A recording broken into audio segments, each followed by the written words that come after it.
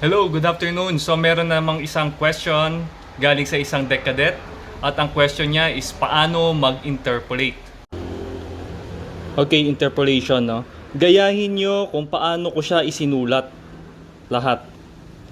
So kunyari, meron kang value ng 35, yun ay 19.09.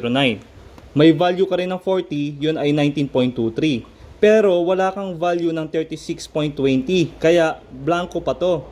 So ang gagawin mo, kunin mo yung difference ng 35 at saka 36.20, makukuha mo 1.2. Kunin mo agad yung difference ng 35 and 40, isulat mo dito 5. Kunin mo yung difference ng 19.09 at 19.23, 14. Then isulat mo siya dito, 1.2 over 5. Tapos x, kasi hindi mo alam ang value nito x divided by 14. Then cross multiply, 1.2 times 14 divided by 5. Ang kalalabasan ay 3.36. At itong 3.36, i-add nyo naman dito sa 0.9. Ang kalalabasan niya, 12.36. So ngayon, meron ka ng value ng 36.20. Thank you for watching ulit.